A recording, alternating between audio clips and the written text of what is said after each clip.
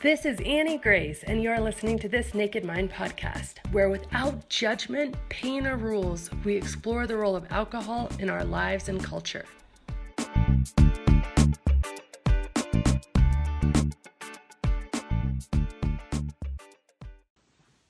Hi friends, this is Annie Grace, and I am answering questions, and today I am answering a question that's kind of a follow-up from what I did the other day. And I mentioned something called the pitcher plant, and the pitcher plant is an analogy that Carr puts forward. And basically, the pitcher plant is a plant that's a meat-eating plant, and it's native to sort of Madagascar.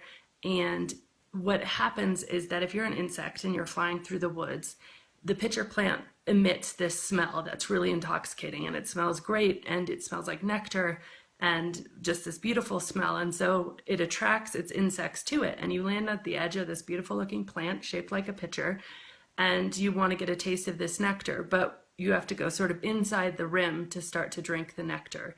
And so you go inside the rim and you have a taste of the nectar that's kind of coating this rim, and it tastes really good, and you very quickly become very entranced with this nectar, and you want to drink more and more of it. And so you start to, what you don't notice is that under your feet, the hairs of the plant on the edges of these plant are growing downward, and you're actually starting to slide down into the plant.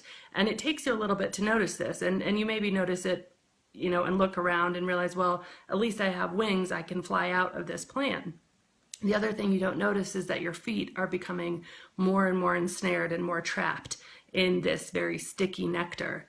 And then, you know, you come up from drinking and you look around and you see dead bodies of all these other insects that have been trapped by this plant. And the nectar, you realize, is actually the juice of the digested insects that have already been trapped and ensnared in this plant. And you realize that you're stuck and you're at the bottom of this plant and you cannot escape. And the moment that you realize, it's almost too late for these insects because they can't get out. And so Carr uses this as a metaphor for alcohol, because he says it's all around us and it's held up as this beautiful thing, and we're so susceptible to it from a young age. I mean, Super Bowl commercials and, you know, parties, and it just comes on heavy and fast that this is somehow the elixir of life, and it's so important, and it's enhances everything we do. And so we believe this, and we don't see the harm in it, and we don't see the danger in it.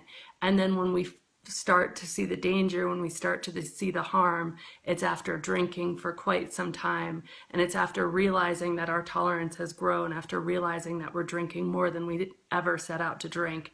And suddenly we have this experience that we look around the bar and we see people that are just stuck, whose lives are being consumed and ruined by alcohol, and we see the same for ourselves. And at that point, how do we escape? And so the question this week is, you've obviously read Carr, Annie, because there was a reference to the pitcher plant. I think it's a great metaphor, but I sometimes struggle with the idea that if we're almost at the bottom of the plant and we can see the casualties below, how in the world can we lift ourselves up from so far down? So I think, you know, we explain drinking as such a normal thing when it truly is addictive, and it truly can ensnare us.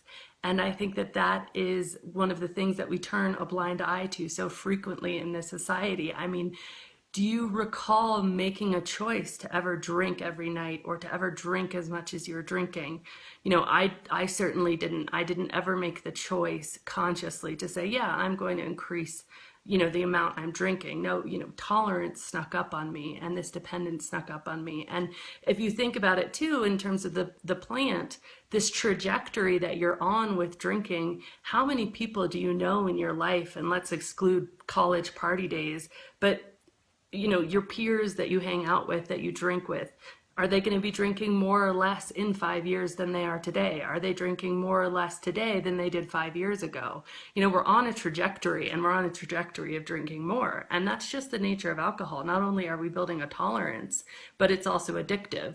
So it's very similar to the pitcher plant. And there's this great quote, I think it's by Samuel Jackson, that says, the chains of habit are too weak to be felt until they're too strong to be broken.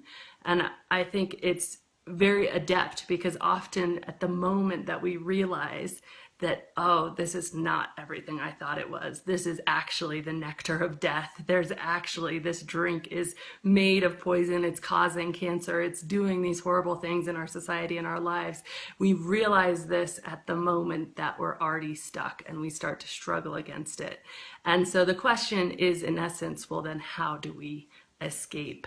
I think two things. I think that my passion and what I want to do is I want to help open this conversation so that we're talking to our kids, we're talking to each other before we get to a point where we feel like we're trapped. I mean, why are we waiting until that point? Why can't we have this conversation? You know, if I was sitting around and I was eating candy with a friend of mine, we'd talk about the fact that it has a lot of sugar, you know, and we talk about the fact that it has a lot of calories. We don't sit around drinking Chardonnay talking about how we should just have one because of the dangers of breast cancer or liver damage, you know, and why not? Why are we not having that conversation? Why are we not bringing some consciousness and some mindfulness into this conversation? And so I really want to sort of talk to people before we reach that point. But equally, I think the key to escaping once you've reached this point of feeling completely trapped, feeling at the absolute bottom of the pitcher plant, is to really understand, you know, how you got there.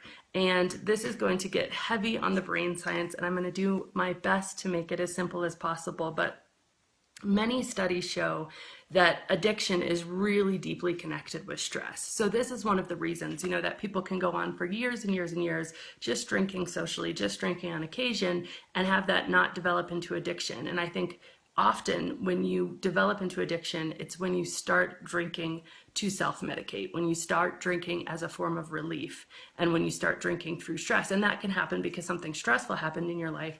Equally, it can happen because you realize how much you're drinking and you're not happy about it, and that in itself creates a sense of stress. And then what do we do when we're stressed? We reach for another drink. So the drinking itself can actually be this source of stress in your life.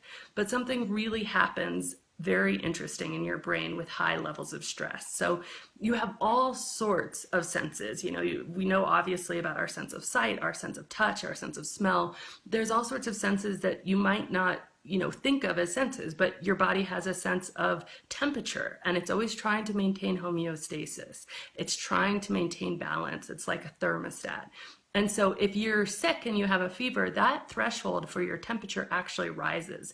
And so your temperature is going up and down right around 98.6 degrees. And then you have a fever and it's still going up and down. It's just going up and down right around 100 degrees.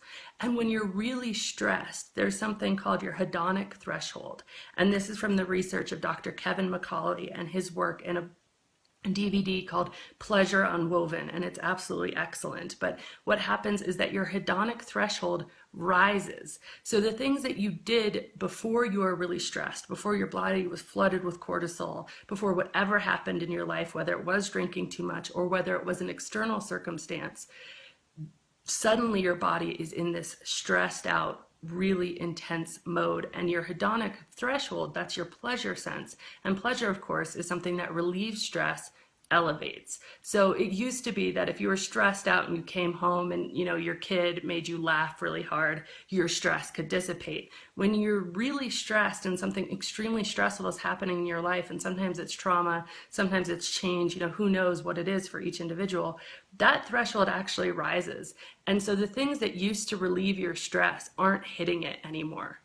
And so, you know, a laugh isn't hitting that threshold, and the stress is building and things aren't hitting it.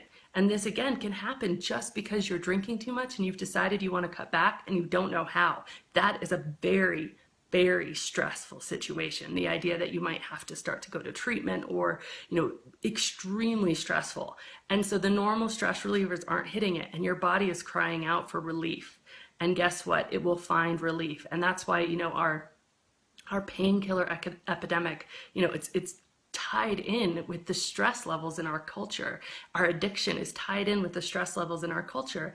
And so one thing that will give you relief is something that artificially messes with your pleasure center, that artificially stimulates it. And guess what? Drugs of abuse and alcohol artificially stimulate your pleasure center. So suddenly you can have a drink and it goes above that hedonic threshold and it provides relief. And if you start drinking to provide relief, suddenly you've changed something in your brain.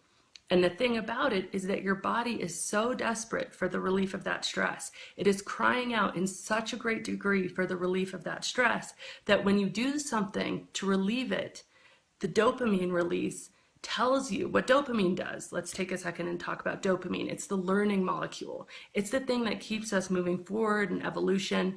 It gets released when something good and pleasurable happens so that we know to look for it again. Now, it's not the liking molecule. It doesn't mean you enjoy it, but it means you want it and you crave it. And so dopamine becomes released because your body says, that relieves my stress. I need that. And your brain gets tricked into believing that alcohol is the answer and the relief to stress. And what happens in your brain is your pleasure circuit is actually rewired to where the alcohol and your craving for alcohol and your need for alcohol when you become deeply physically addicted is akin to your need for survival. And that's what it's like to be at the bottom of the pitcher plant. So they've shown this in mice, right? They get mice addicted to something. And what they'll do is they'll give them this addictive substance, and the mice will ignore food in front of them. They'll ignore their young. They'll ignore water. They will starve themselves to death to keep self-administering what they're addicted to, because addiction tells your brain at that point of addiction that what you're addicted to is more crucial to your survival than food, than water, than sex, than anything else pleasurable, because it's been hijacked and your brain circuitry has been rewired to make what you're addicted to more important than anything else. And that's why, despite a very true conscious desire to stop, to give it up, it becomes really, really difficult. And actually, they've done this other study where they've taken addicts and they've put them in MRI machines. And dopamine, by the way, happens when something is triggered. So if you're addicted to cocaine and you see white powder, you can have this trigger and this dopamine letdown and this flood, and you can have this deep, deep craving for cocaine, even if you've decided you never want to do it again. And so what they did is they put addicts into MRI machines. And so they'd put someone who's addicted to alcohol in this machine or addicted to cocaine, and they'd show them images of things they're not addicted to. So they'd show, someone who's addicted to alcohol a picture of cocaine, nothing would happen in the brain. They'd show someone who's addicted to alcohol a picture of, scotch on the rocks. Dopamine release would flood down. And the really interesting thing of when that would happen is the prefrontal cortex, the part of your brain that you use to make good decisions, it went black in these MRI studies. That means at that moment of craving, at that moment of desperation for the substance that you need and you desire, your part of your brain that you use to make long-term decisions, to make the decision to not have that next drink, it shuts off. And that is just so terrifying. And that means that the choice then for that addict has been removed from the equation. And the interest, that's the bottom of the pitcher plant. That's when you're struggling against something and you can't actually make those decisions anymore. Now, there's two things that are really good news here, okay? So, because it sounds very depressing. First really good news is that we're not like the fly. We are human beings. We have an intellect. We can understand the dangers of the trap, and through understanding, we can find escape. And there's lots of different ways to understand this. And my recommendation, my honest recommendation, and it's what I did, is to learn as much as you can about how it all works. So there's 3 resources, of course. I'll recommend my book, This Naked Mind. It goes really deep into the brain science. I'll also recommend, and if you're going to get anything, get this. Don't get my book. Get this thing. It's called The Addictive Brain. It's great courses by Thad A. Polk. And it's a deep dive into exactly what happens. And then, of course, Dr. Kevin McCauley and Pleasure Unwoven. And by understanding what's happening, why you feel these things that you don't understand, it really can provide you the tools to escape the pitcher plant. Because the question again was, when we're deep in it, when we're seeing the bodies, when we're stuck in the nectar, how do we escape? And I think through understanding is really important.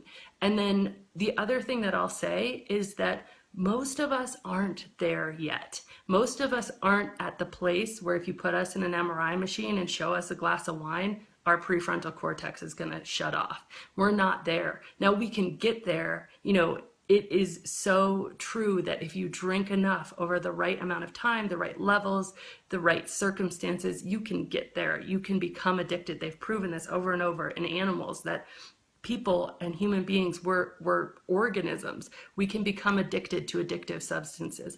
But if you're not there, which most of us aren't, then you can stop this. You can get off the train before it crashes. You can recognize what's happening before it takes over, before those chains of habit become too strong to be broken. And if you are there, you need to get yourself into a situation where you can break the physical addiction without access to the alcohol. So if you can't go a day or 2 days without drinking, and you just can't, and you don't understand why, your brain has been, there's something happening that's taken away your ability to choose. It's not your fault. It's just like, this is probably going to be a medically inaccurate example, so forgive me, but diabetic, we've all heard that can happen from eating too much sugar, or any organism in the body can be damaged by an exposure to a toxin, right? So you can expose something to a toxin, the organism can be damaged, and then you get a disease. If you expose your brain to too much alcohol, your prefrontal cortex becomes damaged. It becomes impaired. Your ability to choose not to have that drink becomes impaired. And at that point, you need to get somewhere where you don't actually have access, so you aren't faced with making those decisions. And studies show that the only thing that can reduce craving when you're in that level of addiction is to eliminate the access to the substance, and that's what needs to happen. That being said, most of us aren't there, and let's have a conversation so that we don't get there. Let's have a conversation so that we can get out of this pitcher plant, so that we can wake up to the fact that we're in it, that this is happening, that our I'm sorry, I got a call, that our trajectory of drinking is going one direction, and that direction is north. So let us try to be conscious of this, be mindful of this, and hopefully stop it before it starts. But thank you for the question. I apologize that the answer was so complex, and please ask follow-up questions to this one, because I realize that trying to squeeze that much sort of science into a 15-minute video is not an easy task. So I'm very happy to clarify anything that's come out of that. Thanks. This has been Annie Grace with This Naked Mind podcast. Thank you so much for listening. You can learn more at thisnakedmind.com. And please remember to rate, review, and subscribe, as it really helps us spread the word.